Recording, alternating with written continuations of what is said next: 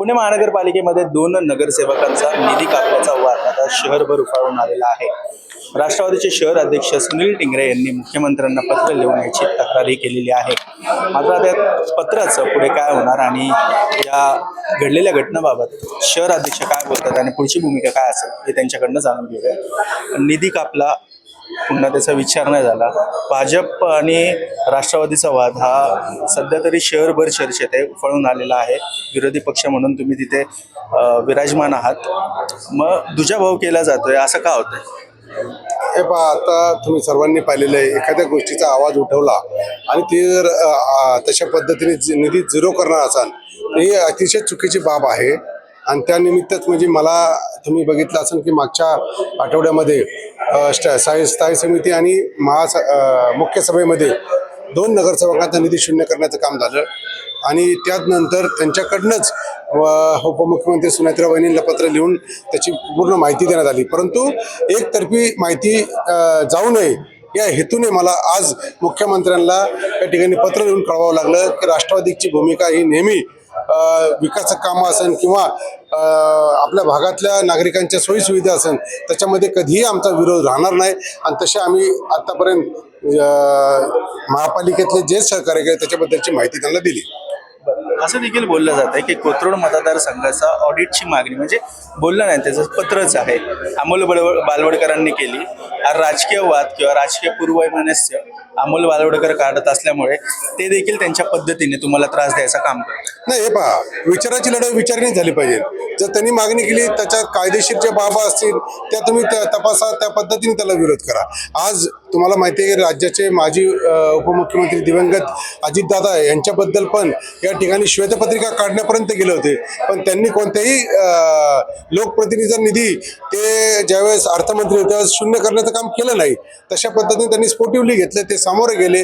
आणि आज तुम्ही सगळं बघता की पुण्याच्या पूर्ण महाराष्ट्र अजितदादांनी केलेल्या कामाची तारीफ करत असतं.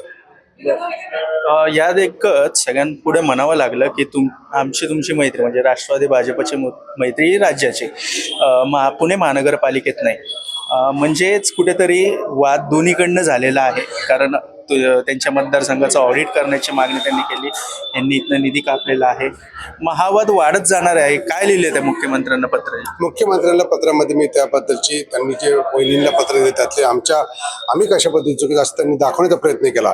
परंतु राष्ट्रवादी काँग्रेस पार्टीने त्या ठिकाणी कशा पद्धतीने भाजपला त्यांच्या चांगल्या गोष्टींसाठी समर्थन दिलं त्याची माहिती आम्ही त्याच्यामध्ये दिलेली आहे.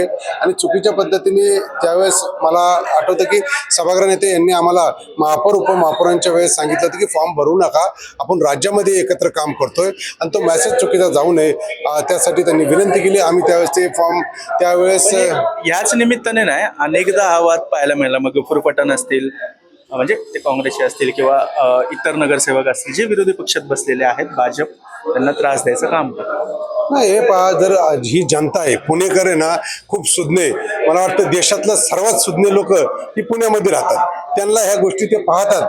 जर ह्यांच्या चुकीच्या पद्धतीने हे काम करत असेल त्याची भरपाई त्यांना करावं लागेल. तुमच्या नगरसेवकांचा जेव्हा निधी कापला तेव्हा उपमुख्यमंत्री सुनेत्रा पवार यांनी कोणतीही भूमिका मांडली नाही. किमान त्यांच्या पत्रावरती त्यांनी उत्तरही दिलं नाही असं कळतंय. किंवा जी तक्रार आलेली आहे त्याच्याबाबतही काही बैठक झालेली नाही.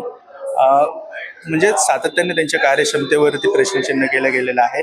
यावरतीही लक्ष देत नाही, काय वाटतं? नाही, हे पहा, तुम्हाला सर्वांना माहिती आहे आज त्या सक्षम नेते आहेत. आज एखाद्या कुटुंबातला एक कर्ता पुरुष गेल्यानंतर त्या कुटुंबाला सावरायला किती वर्ष लागतं. आणि आज त्यांनी ज्यावेळेस दादांना देवाज्ञा झाली त्याच्यानंतर तिसऱ्या दिवसापासून त्यांनी कामाला सुरुवात केली. आज तुम्हाला माहिती आहे त्यांना वेगवेगळ्या स्तरावरती या ठिकाणी तोंड द्यावं लागते. आज महाराष्ट्रात एवढा मोठा महाराष्ट्र, भाजपने पण हा अडथळाच निर्माण केलेला आहे राष्ट्रवादी पुढे सातत्याने. जर कॅबिनेटमध्ये म्हणजे राज्य सरकारमध्ये पाहिलं तरी किंवा महानगरपालिकेमध्ये पाहिलं तरी महापालिकेमधला मी विषय तुम्हाला सांगू शकतो. आम्ही सक्षम आहोत, पुणेकरांसाठी लढण्यासाठी आम्ही खूप सक्षम आहोत. त्यासाठी मला वाटतं आमच्या नेत्या सुनेत्रा वहिनी यांना खालची यायची गरज नाही. वरच्या राज्यातल्या लेवलची विषय असतील त्या लेवलला ते मुख्यमंत्री साहेबांशी चर्चा करतील आणि त्यातनं मार्ग काढले जातील. आता यातनं मार्ग कसा काढणार? आज तुम्ही सर्वांनी पाहिलं तर माझं पत्र या ठिकाणी मुख्यमंत्री साहेबांना गेलेलं आहे. त्यांनीही या ठिकाणी आमच्या उपमुख्यमंत्री सुनेत्रा वहिनी यांना पत्र पाठवलेलं आहे. राज्यातले नेते बसून कारण गणेशजी बिडकर यांच्याकडनं सांगण्यात आलं माझ्या पुरता हा वाद संपलेला आहे. मग हा वाद आता गणेशजीशी न सोडवता वरती मुख्यमंत्री उपमुख्यमंत्री बसून सोडवतील. निधी मिळणार दोघांना? निधी हा द्यावा लागेल. जर दिला नाही तर गणेशजींना माहिती आहे की आज पुणेकर एकदम म्हणजे त्यांना वेटीस धरणं हा चुकीचं काम होईल. मुख्यमंत्री साहेब हे विजनरी लीडर आहेत, इन्फ्रामॅन आहेत, त्यांना पुणेकरांची जाण आहे. ते याच्यावरती हस्तक्षेप करून आमच्या नगरसेवकांना न्याय देतील. खूप खूप धन्यवाद आम्हाला माहिती दिल्याबद्दल. तर निधी द्यावा लागेल अशा प्रकारचा इशारा एक शहर अध्यक्ष सुनील टिंगरे यांनी दिलेला आहे. मुख्यमंत्र्यांना पत्र देखील लिहिलेलं आहे आणि आता पुढे काय होईल हे पाहणं महत्त्वाचं असणार आहे. कॅमेरा पर्सन दीप मिश्रासह मी आदित्य पवार. जय महाराष्ट्र.